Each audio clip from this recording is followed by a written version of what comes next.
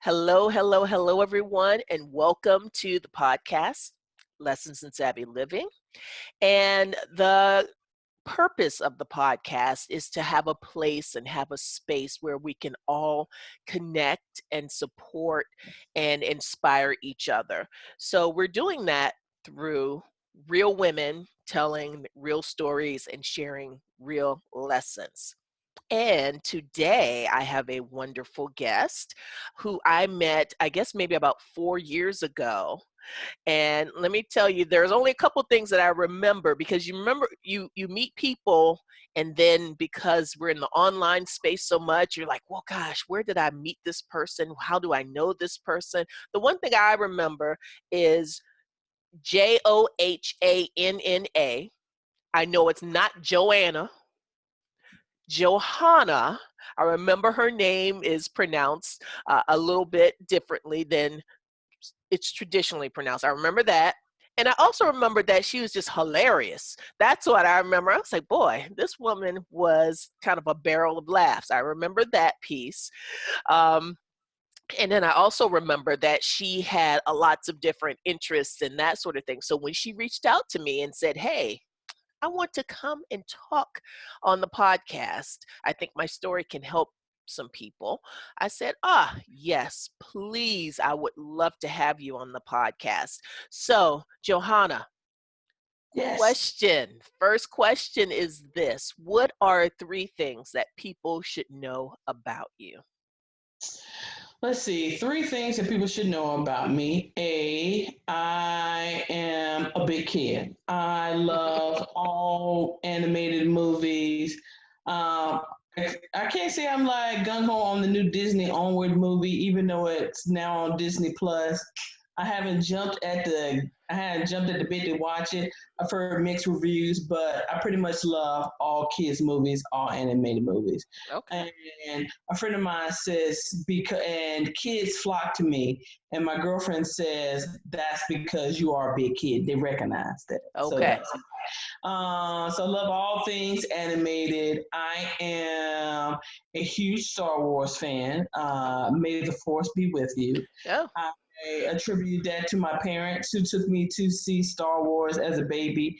And my youngest sister loves to tell me the story, and she wasn't even around, wasn't even a thought. But my parents have told the story so many times about me crying in the movies that it's just like a running joke in the family. oh So gosh. huge Star Wars fan. And another thing that you should know about me is that I love to travel. I don't know where this has come from, but probably in the last 4 or 5 years.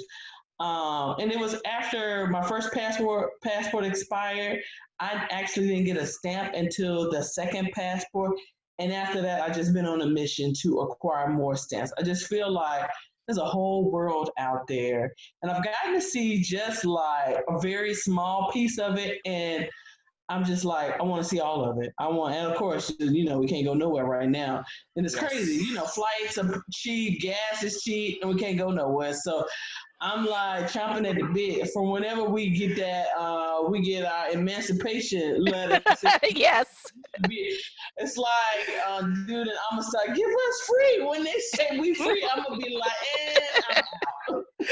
Yes, I can't imagine what it's going to be like. First of all, the run on all of the hair supply stores, all the beauty parlors, the nail shops, it's going to be crazy.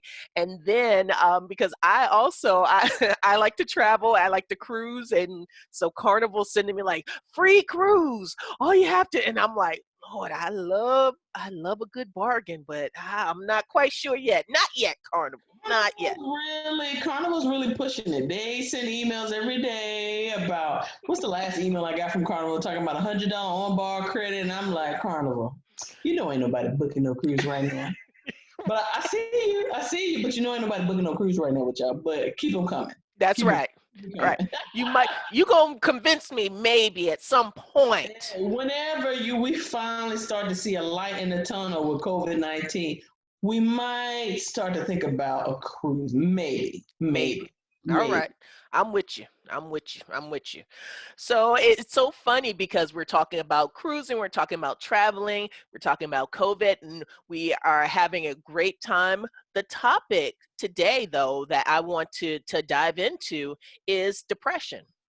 And Okay. it's interesting because one thing that a lot of people don't know about me is that I've also struggled with depression for many years. Mm-hmm. That's going to be news to a lot of people. So there you go. Here you are. But I think it's fair since you are coming on and sharing your story that a lot of us kind of come out and also kind of share that we've had this um, common challenge. And Mm-hmm. I think what's happening with COVID-19 and with the isolation and the quarantine, it is bringing up a lot for a lot of people. So Yes. I appreciate you agreeing to come and talk. And it's interesting and it's kind of really um it's interesting that I'm a person who likes to laugh and I'm always the jokester and that sort of thing. And I always see you as that type of person as well. It's almost hard to believe for a lot of people, like, oh, you struggle with depression? Like, yeah, Yeah. absolutely. Mm-hmm. So the topic today is coping with depression. So what is your story around that topic? I suffer from actually anxiety and depression. So it kind of goes back to about 2013. I remember I was working at Verizon at the time, and I was known for taking breaks. I was kind of in a call center where you log in, work tickets, phone calls, da da da da da. The system would tell you when it was breaks, when it was lunch. When my breaks came up, I was out 15 minutes on my phone, I'm outside. Mhm. I was used as an illustration during team meetings. Johanna takes breaks, you should take them. And I'm like, this is absolutely correct. Because we sit at the computer for 8 hours. When that 15 minutes, I'm out, I'll be outside, look for me. Even if it was raining, I'd be outside because it was just a break in the monotony. So it was one day on a break. I can't remember if it was morning or afternoon. I just had a rush of emotions hit me all of a sudden, and I just got really, really sad. And I knew this was not normal. And I can't say anything particularly triggered it, but I knew this was not a normal feeling. And I knew the company had the, what is it, employee EAP program.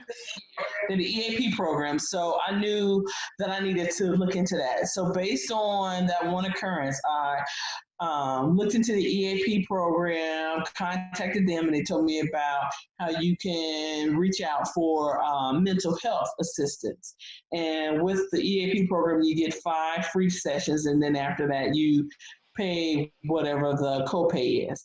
So from then, and my whole thing was looking for a mental health provider. I really was interested in having someone of African American ancestry. It could have been female or male. And so that itself was not an easy process of finding.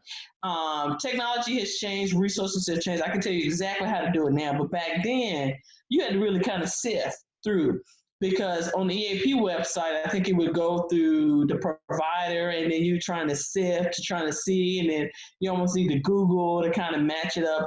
And I eventually linked up with a provider who was African American, who was female, and I would start to see her, and we would have sessions, and we would just talk about stuff. And what I didn't realize, there were things in my past that I hadn't processed through. Mhm. And one of the things that we determined based on my level of depression was when I would have episodes that just could be spawned by anything. One of the things that one of my coping mechanisms is comedy.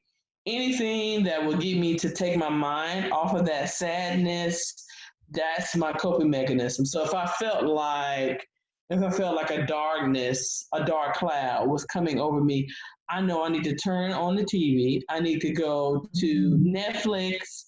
I need to go watch The Minions. I I need to go watch Mr. Incredible. I need to go watch something that's going to make me laugh. So comedy allows me to change that negative headspace that I'm in. It gets me out of my head. I get into watching something comical. And once I start laughing, what's the word? Endorphins kick in, and I'm just in a much more positive headspace. So that is one of my coping mechanisms. Another coping mechanism is I journal. Whatever these thoughts are, 'cause sometimes there are certain triggers.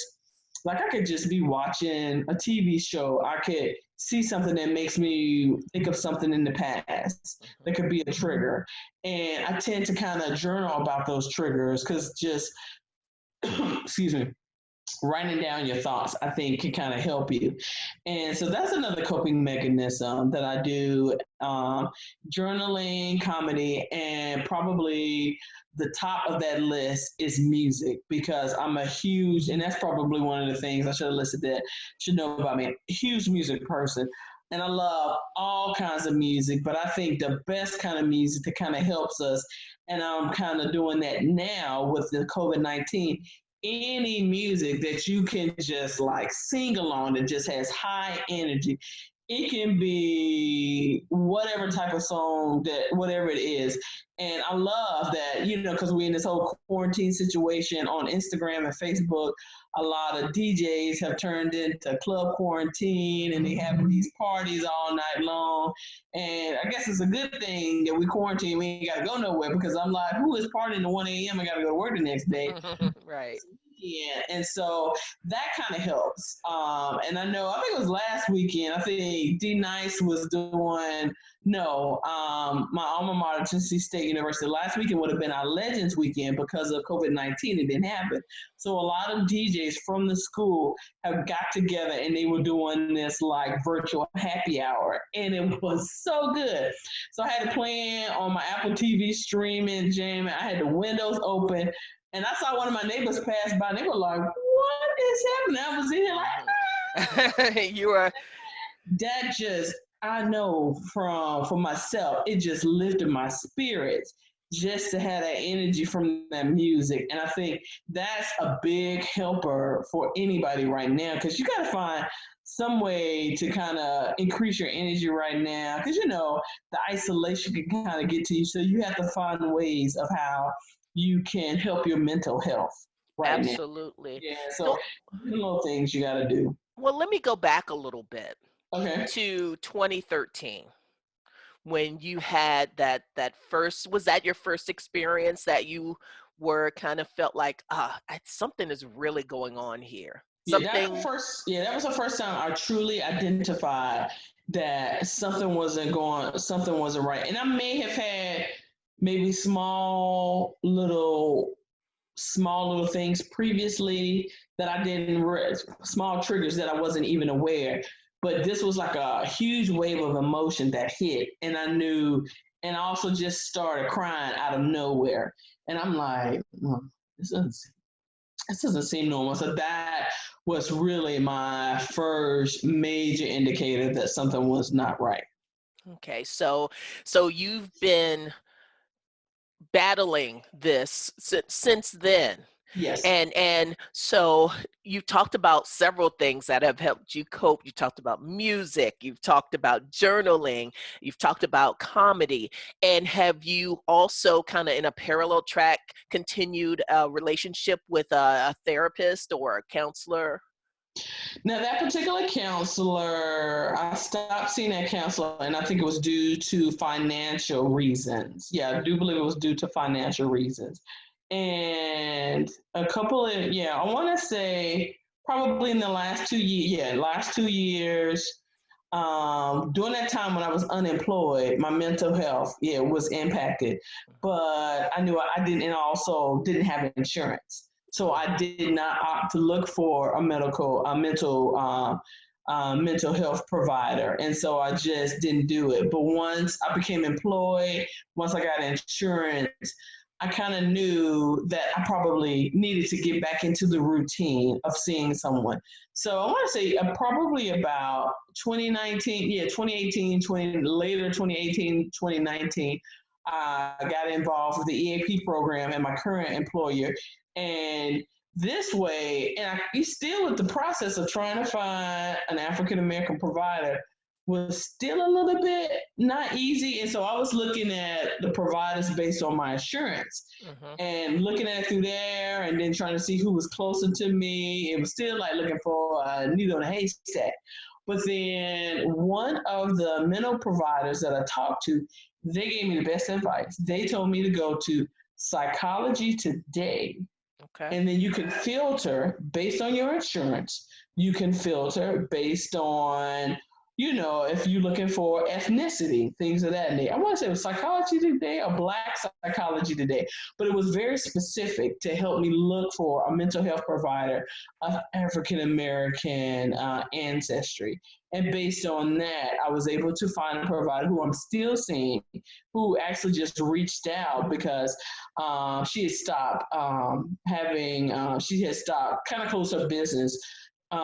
This is pre-COVID. She was dealing with some health issues, and she reached out the other day, and it was like kismet. I was like, "Oh my God, I need to have a session because I'm like, this isolation is getting to me." I was like, "Are you doing telehealth?" And she's like, "Yeah." I was like, "Get me in ASAP." So I've been seeing her probably a year or so now. Mhm. And I have a specific journal that I take with her for when we have our sessions and we're talking about stuff and she gives me homework and stuff.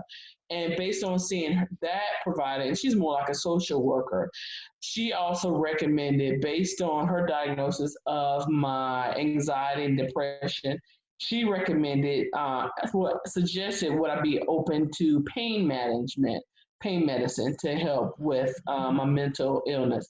And I was like, yeah, I'm open to it. I'm not again. I'll try anything once to see if it will help. And so she referred me to another practice, and it's a network of mental health care providers. And so I actually see two therapists, one for talk therapy, one for pain management. And actually, my second therapist, we just had their first telehealth appointment where kind of like this, where we were doing a video conference Mhm. and we were just talking through, I was telling her I can tell that my mental health is being impacted by COVID-19 with the isolation, particularly being at home. And I'm working from home 100%. And you only see nobody unless I see people walking. And sometimes these four walls be starting to talk to me. And then I've gotten into the pattern of getting out prior to logging in for work, Yeah. going for a walk on my lunch break. And I noticed that that has really getting some exercise in has kind of helped to break up the monotony, and it has just increased my energy level. And then I was telling her I've been baking everything under the sun.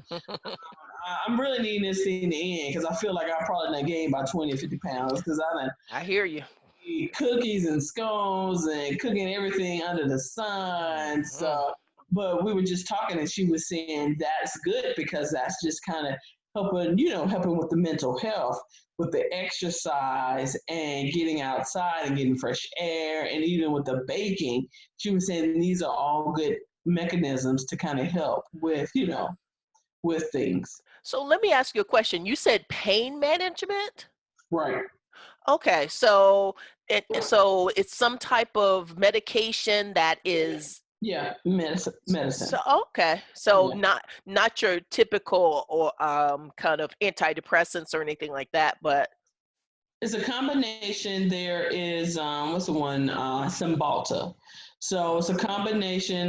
We started off with just the Cymbalta, and there were some times where my anxiety was starting. I could tell one of the main causes of my anxiety is my job.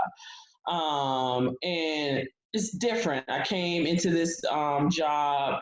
It's a totally different field than because I came from the world of telecommunications for like 17 years. And so I'm in clinical research, totally different field. Even when the recruiter reached out to me on LinkedIn, I was like, am I being punked? Because this ain't got nothing to do with what I went to school for.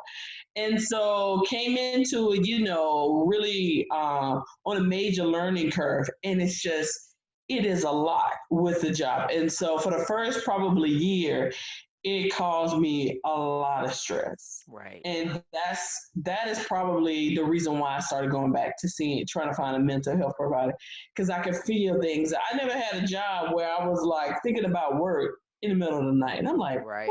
what is this? Mhm. And since then, probably because I'm getting ready to be 2 years into it, I've learned to close it out. Right. When I'm done, I'm done. I don't think Mhm. about it. I've learned to compartmentalize, but it was a process. But then this whole working from home, and me and my brother Right. were talking about it. We feel like we work more now than Mhm. we were going into the office. A lot of us do. A lot of us do. So, I mean, it's really interesting to hear kind of your story and to hear that things started a few years ago. You kind of and what I think a lot of people go through when they have when they're dealing with their mental health is it's not just a straight line. So like you might be with the therapist now and then you kind of fall off and then you're like, okay, and then medication might be something that you try and then you're going to, so it's not necessarily linear. And so Yeah, I think that if people hear anything from this particular episode, I want them to know, first of all, I guess is it maybe psychology today could be a good starting point if you need yes, to talk absolutely. to Yeah. someone.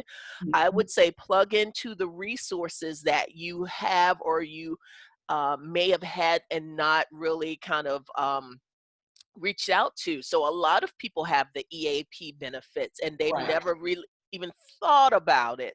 right. But now, if you have access to that, then think about talking to someone. The Hmm. telemedicine is real, and a lot of Right, providers have had to go to telemedicine.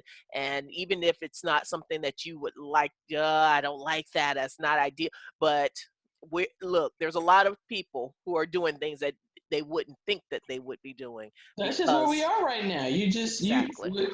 we're in this temporary new normal where you had to make an adjustments. Like I was telling, like I just attended church, and my dad was saying, this is something we've never experienced before, and we have to learn to adjust.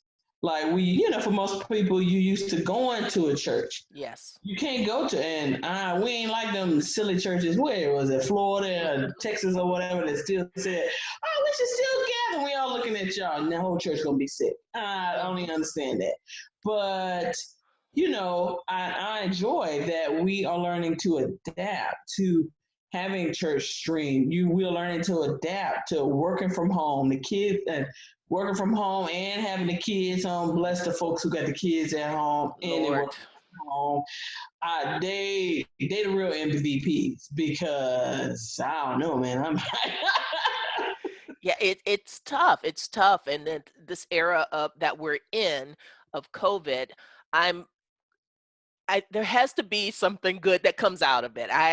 You have to believe that. Otherwise, you would really be really sad and in a dark place.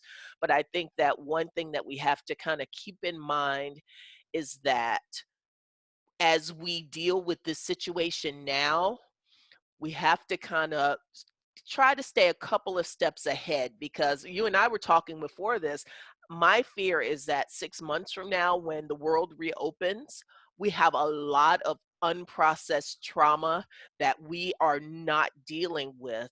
So Mhm. that's another reason why I wanted to kind of have this episode. And I'm so happy that you agreed to share your story because I think that a lot of us, especially as Black women, especially as professionals, we're the ones in the workplace. We're the leaders. We're moving, we're shaking, and then when it's time to take care of ourselves, we kind of put that on the back burner. We're like, okay, we'll get to that. We'll get to that. And a Right, lot of us are feeling guilty because we don't feel like doing all of this achievement because we have all this extra time. How right. about let's just process the fact that there is a global pandemic? How about that? Yeah, So I'm glad and I really appreciate you coming in and sharing your story and the lessons that you have kind of learned through dealing with this in your life. And I guess my question would be if there's one lesson. that you want to share with the audience? What's a lesson that you would like to share as a result of kind of what your experience? I would say a takeaway would be to knowing that you need help and going to get help. And knowing that there are resources, there are bountiful, plentiful resources that you can use.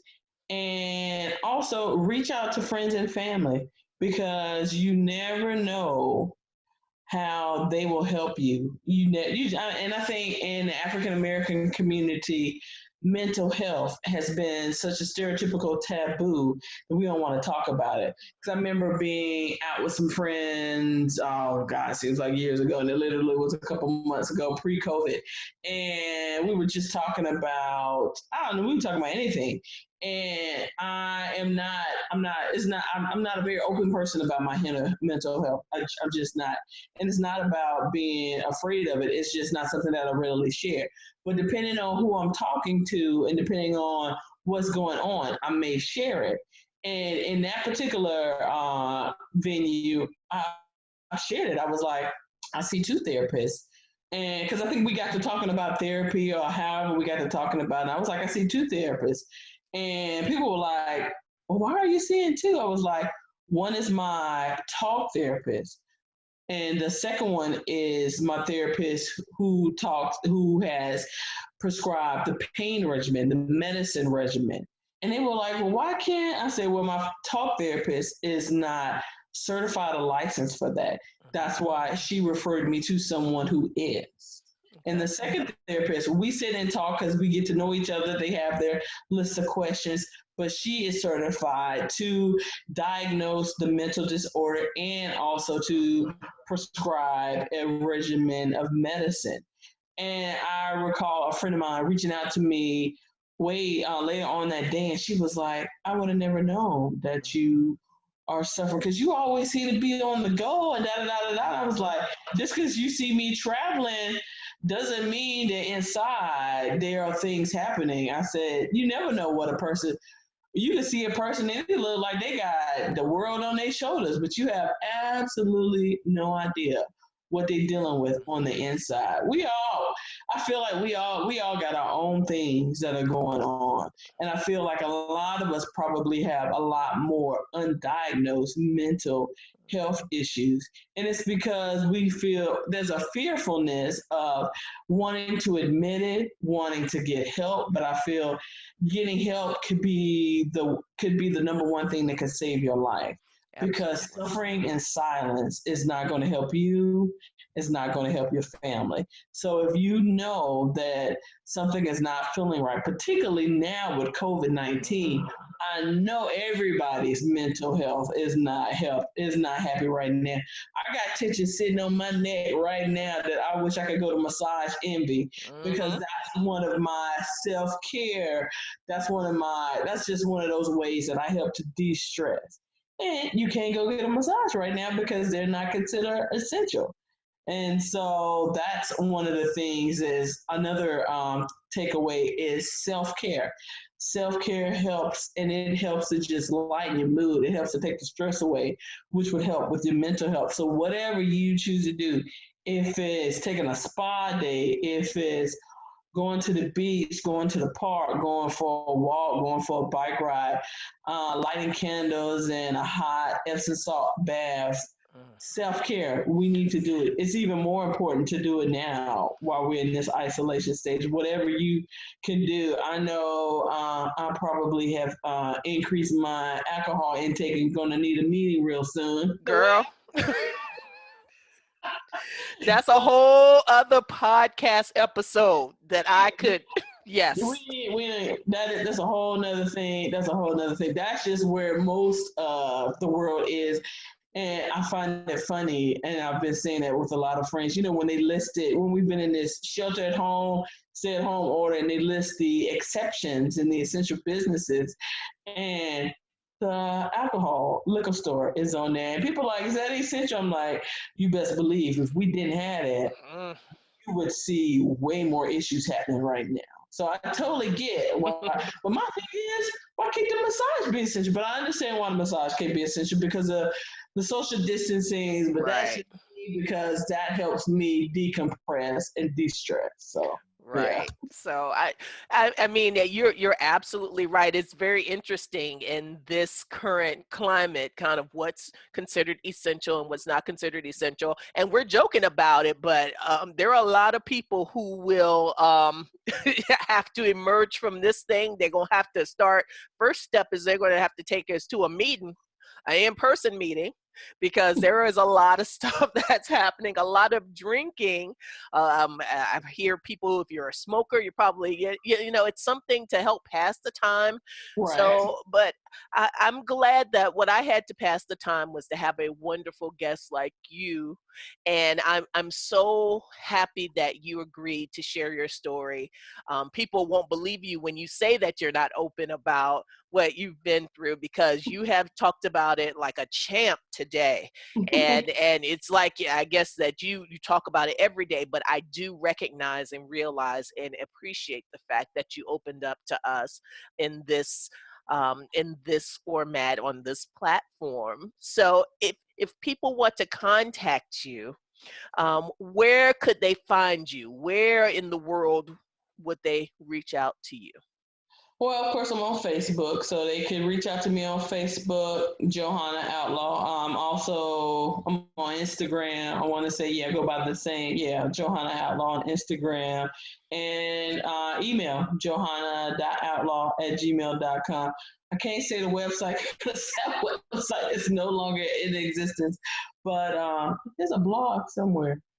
I can't think what the blog. I had like Blogspot way before I had the other website, but Johanna's Healthy. I can't remember what. It's like a Well, they'll long. find you on Yeah, Facebook is usually the first place, right? yeah. But if you Google me, if you know, all my stuff pops up. So yeah, yeah, you can find me. I'm out there on the internet. So yeah. Well, I really appreciate you, Johanna, taking the time and sharing so much of your heart and so much of your story with me and with my audience. So I want to say again, I don't know, I just can't thank you enough, because this is something that we keep in the shadows. Yeah. Those of us who are battling with mental health challenges. There's embarrassment, especially in certain communities, in the Black community, Right. especially. So I really appreciate you sharing that with us. So I'm gonna go ahead and wrap up the episode and say, everybody, thank you so much for watching, for listening, and until next time, stay savvy. Thank you. Bye.